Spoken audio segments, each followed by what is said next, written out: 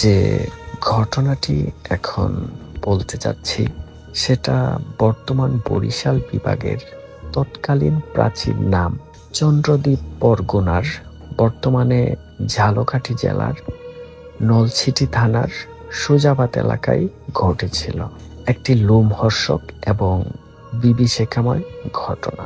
ঘটনার সময়কাল 1819 সালের প্রথম দিকের। 1819 সালের বহু আগে তৎকালীন মগ জলদস্যুদের আক্রমণ ও তাদের দমন করতে সুবেদার শাহ সুজা বর্তমান সুজাবাদে কেল্লা নির্মাণ করেছিলেন। মগদের সাথে যুদ্ধে যারা শহীদ হয়েছিলেন তাদের পরিবারকে শাহ সুজা লাখেরাত সম্পত্তি দান করেন, যাকে কেন্দ্র করে এই ঘটনা। তার নাম আসমান সিং। এই আসমান সিং এর পূর্বপুরুষ সুজাবাদ গ্রামটি লাখেরাত সম্পত্তি হিসেবে বহু আগে লাভ করেছিলেন এবং তারা প্রবল ক্ষমতার সাথে তাদের অনচল শাসন করেন। তাদের পূর্বপুরুষ রাজপুত সৈন্য ছিল, অর্থাৎ যখন সুবেদার শাহ সুজা উনি যখন মগ জলদস্যুদেরকে বিতাড়িত করতেন তখন যারা শহীদ হতেন সেই যুদ্ধে তাদেরকে উনি বিভিন্ন পরগনা লিখে দিতেন। ছোট ছোট পরগনা, বিশাল বড় বড় গ্রাম, বিশাল বড় বড় এলাকা, তাদের পরিবার যেন ভালো মতো জীবনযাপন করতে পারে। এবার আসি 1819 সালের ওই সময়ে এই আসমান সিং এর সাথে পরিচয় হয় পার্শ্ববর্তী এলাকার লোকমান সিং এর কন্যা রায় দুর্গার সাথে। এই আসমান সিং এবং লোকমান সিং হিন্দু ধর্মাবলম্বী ছিলেন। এই রায় দুর্গার সাথে তার পরিচয় হয়। পরিচয় থেকে পরিণয়ের পর বিবাহ সম্পন্ন হয়। তাদের গড়ে একে একে জন্ম নেয় দুই সন্তান। প্রথম সন্তানের নাম তারামণি, পরবর্তী সন্তানের নাম সীতা। এভাবেই অসাধারণ সুন্দরভাবে চলতে থাকে তাদের সংসার। তবে ধীরে ধীরে আসমান সিং এর আর্থিক অবস্থার বেশ অবনতি হতে থাকলে আসমান সিং সিদ্ধান্ত নেয় তার পূর্ব পরিচিত একজন ইংরেজ ব্যবসায়ীর সাথে শেয়ারে ব্যবসা শুরু করবেন। তবে সেই ইংরেজ ব্যবসায়ী আসমান সিং এর এই প্রস্তাব প্রত্যাখ্যান করেন। তিনি বলেন, তোমাকে আগে আমি পরখ করতে চাই যে তুমি আমার পার্টনার হিসেবে ভালো করবা কি করবা না, তার জন্য তোমাকে একটি কাজ করতে হবে। আসমান সিং বলেন, কি কাজ? তখন সেই ইংরেজ ব্যবসায়ী বলেন যে আমার অধীনে একজন উচ্চ পদস্থ কর্মচারী হিসেবে তোমাকে নিয়োগ করব। তারপর কাজ যদি ভালো হয়, যদি নিজেকে প্রমাণ করতে পারো, তাহলে সেই ব্যবসায়ের একজন পার্টনার হিসেবে তোমাকে নিতে কোনো আপত্তি নেই। কোনো উপায়ন্তর না দেখে আসমান সিং সেই ইংরেজের প্রস্তাব গ্রহণ করেন।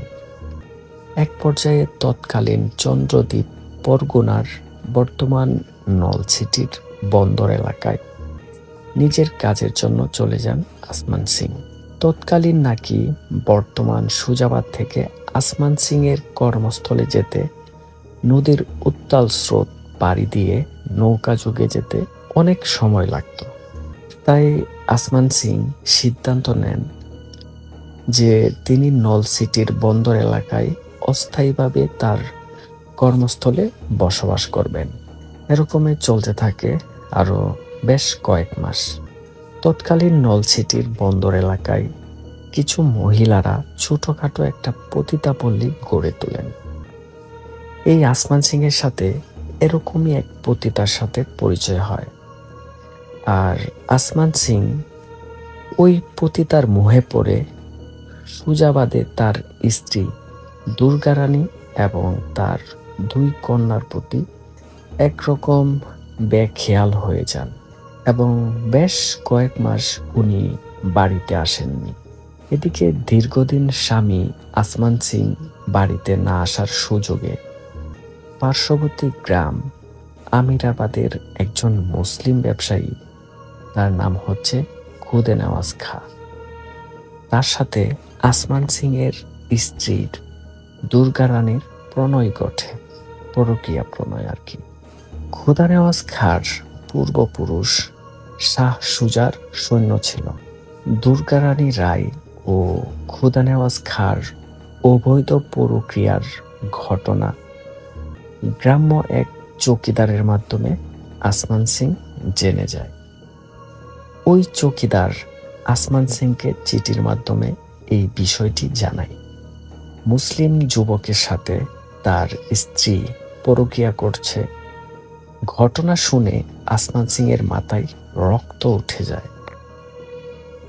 ওদিকে উনি যে আরেক পতিতার মোহে পড়ে হাবুডুবু খাচ্ছে, এই বিষয়টি কিন্তু তার মাথায় আর কাজ করে না। তার স্ত্রীর অপরাধটা উনি খুব বড় করে দেখা শুরু করেন। এক পর্যায়ে নিজ এলাকায় ফেরত আসে আসমান সিং এবং বিস্তারিত ঘটনা শুনেন সেই গ্রাম্য চৌকিদারের মুখে। আসমান সিং অগ্নিমূর্তি ধারণ করে খোলা তরবারি নিয়ে রাতের বেলা বাড়িতে চলে আসেন। দুর্ভাগ্যজনকভাবে ওই সময় এই খুদা নেওয়াজ দুর্গা রায়ের ঘরে অবস্থান করছিলেন। এই দুর্গার সহযোগিতায় খুদা নেওয়াজ খাঁ ঘরের পেছনের দরজা দিয়ে জঙ্গল দিয়ে পালিয়ে যান। আসমান সিং যখন ঘরের দরজা ভেঙে ঘরের ভেতরে প্রবেশ করেছেন, তখন তার স্ত্রী দুর্গা রানী দেখলেন যে আসমান সিং খোলা তরবারি হাতে তার দিকে এগিয়ে আসছে। এদিকে তার শিশুকন্যা সীতা, সে বিছানায় শুয়েছিল। বাঁচার জন্য সে সীতাকে সামনের দিকে তুলে ধরেন, যাতে করে আসমান সিং তরবারি নিয়ে আঘাত না করে। কন্যার ভালোবাসায় সে যেন থেমে যায়। কিন্তু আসমান সিং এতটাই ক্ষিপ্ত হন যে উনি ওই তরবারি দিয়ে দুর্গা রানীকে আঘাত করেন। এত জোরে আঘাত করেন যে দুর্গা রানীর কোলে থাকা সেই শিশুটিও তরবারির আঘাতে দ্বিখণ্ডিত হয়ে যায়। আসমান সিং শিশুটির এই অবস্থা দেখে হিতাহিত জ্ঞান হারিয়ে ফেলেন। তৎকালীন যেই সময়টা ছিল, তখন তো ব্রিটিশ সরকারের বিভিন্ন কর্মকর্তারা জজ হিসেবে নিয়োগ পেতেন অধিকাংশ সময়। একদম শেষে এসে যদিও বাঙালিদের নিয়োগ দেওয়া হতো। তো ওই সময় লোকজন ওখানে চলে আসেন। স্ত্রী দুর্গা রানী এবং ওই খুদে নেওয়াজ খাঁয়ের সহযোগিতায় ব্রিটিশ পুলিশ আসমান সিংকে গ্রেপ্তার করেন। মামলা মোকদ্দমা চলার একটা পর্যায়ে আসমান সিং এর ফাঁসির হুকুম দেয় তৎকালীন ব্রিটিশ সরকার। আসমান সিং পুরো ঘটনা এবং তার ফাঁসির রায়ের বিষয়ে চিঠি লেখেন তারই সহোদর ভাই কলকাতা হাইকোর্টের তৎকালীন জজ ফটিক সিংকে। তিনি পুরো ঘটনা শুনে আপিল করেন। আপিলে তার ফাঁসির রায় বাতিল হয়ে যায়। জজ ফটিক সিং ফাঁসির আদেশ বাতিল হওয়ার চিঠি নিয়ে রওনা হন তৎকালীন চন্দ্রদ্বীপের নলছিটির সুজাবাদের উদ্দেশ্যে। এক পর্যায়ে তিনি নলছিটি বন্দর এলাকায় পৌঁছালে খুদা নেওয়াজ খাঁ ষড়যন্ত্র এবং চক্রান্ত করে, খুব ভয়ঙ্কর একটা চক্রান্ত। তিনি এই পাটনি যারা মূলত খেয়া পারাপার করে, তাদের সহযোগিতায় এই খেয়া পারাপার বন্ধ করে রাখেন। আর বাতিল হওয়া ফাঁসির আদেশনামা যথাসময়ে সুজাবাদে পৌঁছাতে না পারার কারণে ভাদ্র মাসে আমাবস্যার একটা লগ্ন আছে, যেটা নাকি খুবই ভয়ঙ্কর। আসমান সিং এর বাড়িতে যেখানে ঘটনা ঘটেছিল ঠিক সেখানেই একটি পুরাতন শিমুল গাছের সাথে আসমান সিংকে ফাঁসিতে ঝুলিয়ে তার মৃত্যুদণ্ড নিশ্চিত করা হয়। তৎকালে নাকি এমন একটা নিয়ম ছিল, যেখানে ঘটনা ঘটত, মানে অপরাধ যেখানে সংঘটিত হতো, ওখানেই তাকে শাস্তি দেওয়া হতো। ঘটনাক্রমে শোনা যায় আসমান সিং এর খুব শখের একটি সাদা ঘোড়া ছিল, যে ঘোড়াটি যুদ্ধবিদ্যায় খুবই পারদর্শী ছিল। এটা ছিল আসমান সিং এর খুবই প্রিয়। মৃত্যুর আগে নাকি আসমান সিং ঘোড়াটিকে জড়িয়ে ধরতে চেয়েছিলেন এবং জড়িয়ে ধরে নাকি অনেক কান্নাকাটিও করেছিলেন। আসমান সিং এর ফাঁসির পর রহস্যজনকভাবে তার সাদা ঘোড়াটিকে কেউ আর খুঁজে পায়নি। আসমান সিং মারা যাওয়ার পর রাতের আধারে মানুষ কিছু অদ্ভুত শব্দ শুনতে শুরু করে। টগবগিয়ে বন জঙ্গল ভেঙে চুরমার করে ঘোড়া ছুটছে, আর ঘোড়া যেরকম শব্দ করে ডাক দেয় ওরকম ডাক দিচ্ছে, আর কে যেন বলছে, যা যা, আরো জোরে যা, আরো জোরে চল, এভাবে বলছে। এক পর্যায়ে ধীরে ধীরে চারদিকে এই ঘটনা ছড়িয়ে পড়ে এবং ভয়ঙ্কর এক আতঙ্ক ভর করে এলাকাবাসীর কাছে। আস্তে আস্তে রাতের আধারে মানুষের চলাফেরা শিথিল হয়ে পড়ে। কেউ যেন রাতের আধারে বের হতেই সাহস পায় না। অনেকে বিভিন্নভাবে চেষ্টা করেছিলেন বিভিন্ন হুজুর কবিরাজ ডেকে সমস্যার সমাধান করার জন্য, কিন্তু কেউ এই সমস্যার সমাধান করতে পারেন নাই। এমন একদিন ওই এলাকার একজন ব্যক্তি, আফসার উদ্দিন আকন্দ নামের একজন ভদ্রলোক, তিনি বৃদ্ধ ছিলেন। তিনি আমিরাবাদ বাজার থেকে বাজার করে রাতের বেলায় ফিরছিলেন সুজাবাদ গ্রামের দিকে নিজ বাড়িতে। তখন হয়তোবা রাত আনুমানিক 8টা কি 8:30 হবে। এমন সময় তিনি টের পান বন জঙ্গল ভেঙে চুরে একাকার করে কেউ যেন ঘোড়া চড়িয়ে ছুটে আসছে। তখন তিনি রাস্তার পাশে যে যাবেন সেই সুযোগটাও নেই। মনে হচ্ছিল যে নড়তেই পারছেন না। তার সামনে দিয়ে প্রবল বেগে ছুটে আসে আসমান সিং ঘোড়ার পিঠে বসে, আর ঘোড়ার পিঠে বসা আসমান সিং এর সাথে খোলা তরবারি। আসমান সিং এর এমন ভয়ঙ্কর রূপ দেখে তিনি হতবাক হয়ে প্রবল আতঙ্কে জ্ঞান হারিয়ে ফেলেন। পরের দিন লোকজন তাকে উদ্ধার করে বাড়িতে পৌঁছে দেয়। ধীরে ধীরে উনি পুরো ঘটনা খুলে বললেও উনি এতটাই ভয় পেয়েছিলেন যে এই ভয়ের কারণে তিনি মৃত্যুবরণ করেন। কলিমউদ্দিন নামে একজন ব্যক্তি ছিলেন। তিনি পেশাগতভাবে মাঝি ছিলেন, যার বাড়ি ছিল নলসিটির ষাটপাকিয়া গ্রামে। তিনি নৌকা যোগে আসমান সিং এর বাড়ির পাশ দিয়ে যাচ্ছিলেন।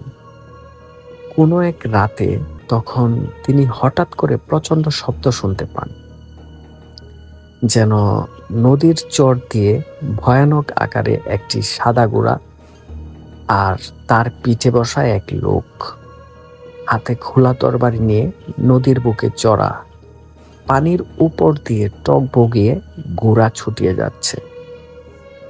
এমন ভয়ঙ্কর দৃশ্য দেখে তিনি নৌকার উপর মুহূর্তেই জ্ঞান হারিয়ে ফেলেন। তবে তার ভাগ্য ভালো যে তার সাথে আরো কিছু লোকজন ছিল। নৌকার মাঝে তারাও এটা দেখেছিলেন। সেই যাত্রায় তিনি বেঁচে গেলেও চিরদিনের মতো তিনি কর্মক্ষমতা হারিয়ে ফেলেন। এভাবেই চলতে থাকে মাস, বছর, যুগের পর যুগ আসমান সিং আর তার ভয়ঙ্কর সাদা ঘোড়ার কাহিনী। পরবর্তী সময় আসমান সিং এর বাড়ি কেন্দ্রিক শত শত ঘটনা ঘটছিল, যা চলমান ছিল। পর্যায়ক্রমে আসমান সিং এর স্ত্রী দুর্গা রানী সবকিছু হারিয়ে এক প্রকার অচল হয়ে পড়েন। ধীরে ধীরে পুরোপুরি উনি পাগল হয়ে যান। এক পর্যায়ে ভিক্ষাবৃত্তি করে জীবনযাপন করতে থাকেন। যতটুকু জানা যায়, আসমান সিং এর একমাত্র জীবিত কন্যা তারামণি সিংকে আসমান সিং এর ফাঁসির পর তার বিচারক ভাই ফটিক সিং সাথে করে কলকাতায় নিয়ে যান। কথিত আছে, এমন কোনো সাহসী মানুষ ছিল না যখন আসমান সিং তার ঘোড়া রাতে চলাচল করত আর তার সামনে গিয়ে দাঁড়াতো। পরবর্তী সময়ে 1980 সাল পর্যন্ত আমিরাবাদ থেকে সুজাবাদ ও রায়াপুর স্কুলের দক্ষিণ দিকে স্লুইস গেট বেড়িবাঁধ পর্যন্ত সবসময় উপস্থিত আসমান সিং ও তার ঘোড়া। 1980 সালে ওখানকার স্থানীয় এক ভদ্রলোক ফিরোজ সাহেব যেমনটি বলেছেন, 1980 সালে ওখানকার স্থানীয় এক ভদ্রলোক ফিরোজ সাহেব যেমনটি বলেছেন, তার সমসাময়িক বন্ধু-বান্ধবরা খুব ডানপিটে ছিলেন। তারা অধিকাংশ সময়ে তাদের কাচারি করে ঘুমাতেন। সম্ভবত ভাদ্র মাসের দিন ধপাস ধপাস তাল পড়ছে এমন একটা সময়, কারণ ভাদ্র মাসে তো তাল পাকে। রাত তখন প্রায় আনুমানিক 1টা। হঠাৎ ঝনঝন ঝনঝন, টকবক টকবক, যা আরো জোরে যা, আরো জোরে চল, ছোট আমার সাদা গুড়া, এরকম শব্দ করতে করতে সামনের দরজা দিয়ে কে যেন ধেয়ে আসছে। এই দেখে তিনি জানালার ভেতর দিক থেকে নিজের চোখে স্পষ্ট দেখেছেন একটা বিশালদেহী সাদা গুড়া, তার পিঠে বসা কালো এক ছায়ামূর্তি, হাতে একটা খোলা তরবারি। আসমান সিং আর তার ঘোড়ার ভয়ঙ্কর কাহিনী ছড়িয়ে পড়ে গ্রাম থেকে থানা। তৎকালীন শত শত মানুষ সাক্ষী ছিলেন সেই ভয়ঙ্কর ঘটনার।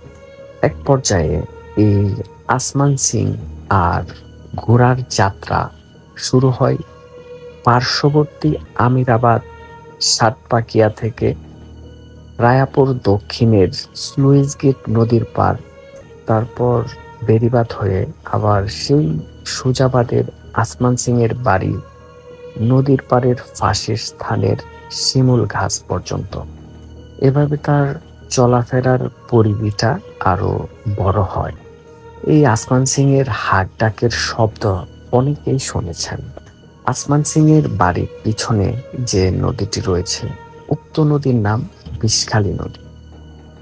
বরিশাল থেকে যদি রাজাপুর, ভান্ডারিয়া, কাউখালী, পিরোজপুর, খুলনা এদিক দিয়ে যদি যেতে হতো, তৎকালীন শুধু এই নদীপথেই যাওয়া লাগত।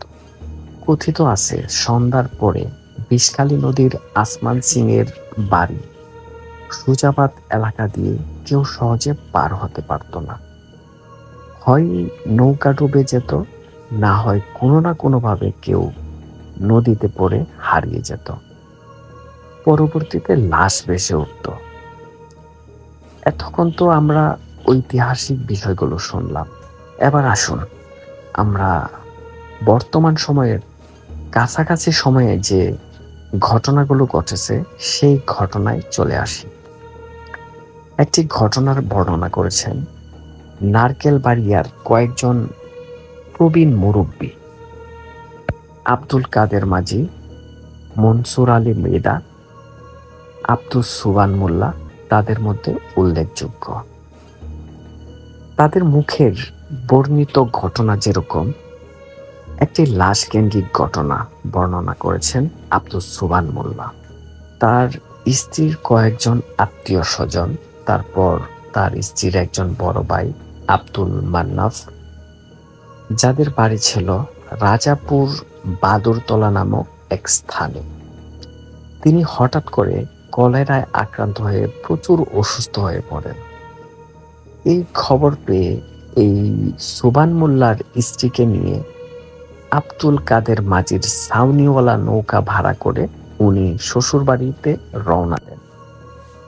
এক পর্যায়ে দুপুরের দিকে তিনি পৌঁছে দেখেন তার শ্যালকের অবস্থা গুরুতর।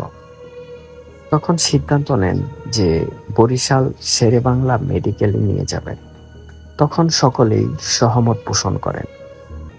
এক পর্যায়ে সুবান মোল্লা ও তার অপর এক শ্যালক সহ আব্দুল মান্নাফকে কাদের মাঝির নৌকা করে বরিশাল শেরেবাংলা সদর হসপিটালে নিয়ে যেতে সক্ষম হন। তবে সন্ধ্যা হয়ে যায়। মেডিকেলে নিয়ে যাওয়ার কিছুক্ষণ পর ডাক্তার আব্দুল মান্নাফকে মৃত বলে ঘোষণা করেন। তখন কিন্তু রাত হয়ে গিয়েছে, তবে গভীর রাত বিষয়টা এরকম নয়। সন্ধ্যার ঠিক পরপরই যেরকম রাত হয় এশার আজানের আগে ওরকম। এই সময় সুবান মোল্লা উনার যে অপর শ্যালক, তিনি তো তার ভাইয়ের মৃত্যুতে অনেক কান্নাকাটি করছেন।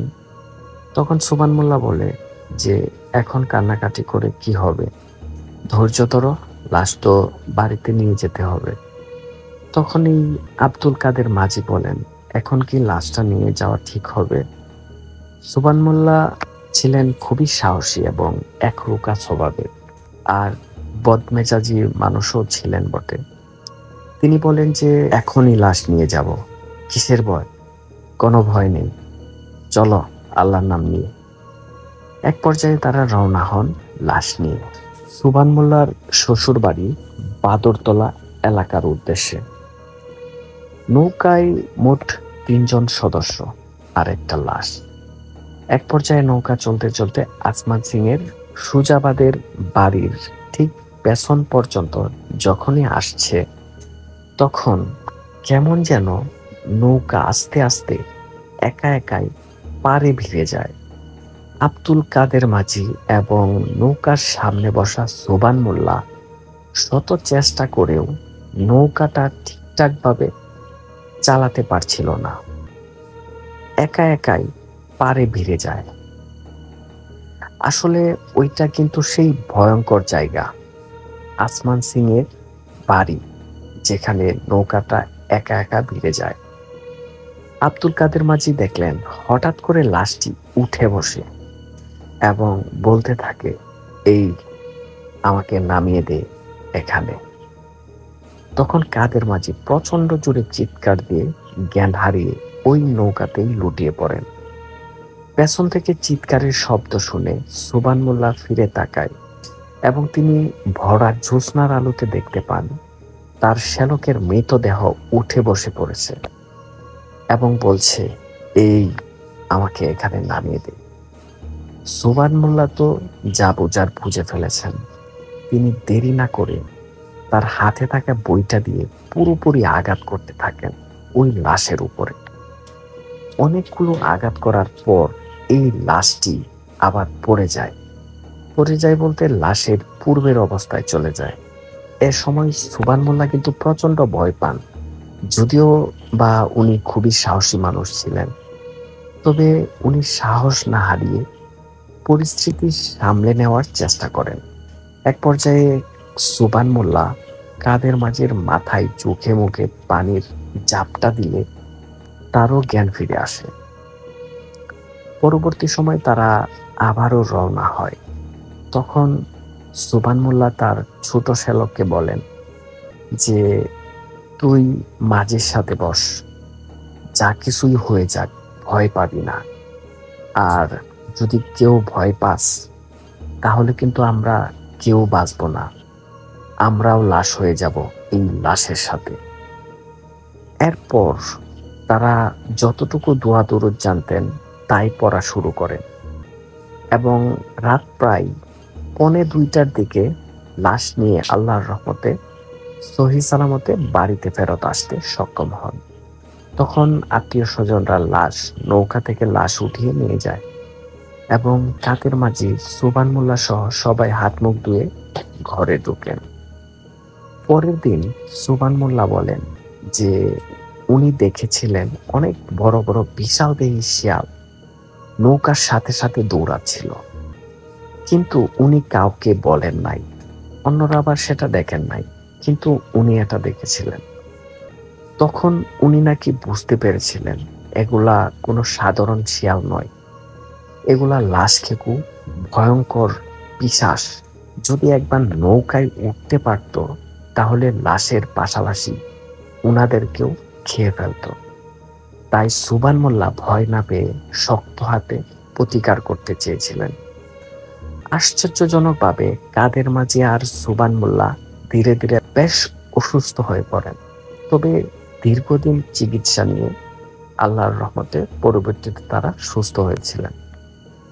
এলাকার মুরব্বীরা বলতেন, আসমান সিং এর বাড়ির পাশ দিয়ে কেউ নাকি লাশ নিয়ে আসতো না, তাহলেই ভয়ঙ্কর বিপদ হতো। লাশ নিয়ে আসলেই নৌকা হয় ডুবে যেত, না হলে টেনে ধরত অদৃশ্য কোনো শক্তি। কালের বিবর্তনে আসমান সিং এখন এক ইতিহাস, কিন্তু আসলেই কি ইতিহাস? ওই নদীটির নাম বিষখালী নদী। ওই নদীতে নাকি এখনো ভয়ঙ্কর ঘটনা ঘটে। আসমান সিং এর এই ঘটনা নিয়ে কিন্তু বহু বছর পুঁথিপাঠ হতো। পুঁথি গান আমরা অনেকেই শুনেছি। একটা বিশেষ সুর করে এই পুঁথি পাঠ করা হয়। বাংলাদেশের পুঁথি সাহিত্যেও নাকি এই আসমান সিং এর ঘটনা রয়েছে। আসমান সিং এর যে বাড়ি, সেই বাড়ির আশেপাশে নাকি এখনো নাকি কোনো ঘরবাড়ি সেইভাবে হয়নি। মানুষ এখনো নাকি মাঝে মাঝে ভয় পায়। এখনো নাকি আসমান সিংকে দেখা যায়। আসমান সিং এর যেই মেয়ে তো তার চাচার কাছে বড় হয়েছে, তার কি হয়েছে পরবর্তীতে জানা যায় না। আর আসমান সিং এর আরেক মেয়ে, সে তো আসমান সিং এর হাতেই মারা গিয়েছে। আর আসমান সিং এর স্ত্রী দুর্গা রানীর পরকীয়া প্রেমিকের কি হয়েছিল সেটাও জানা যায়নি। এই ছিল ঘটনা। সবাই ভালো থাকবেন, সুস্থ থাকবেন। আসসালামু আলাইকুম।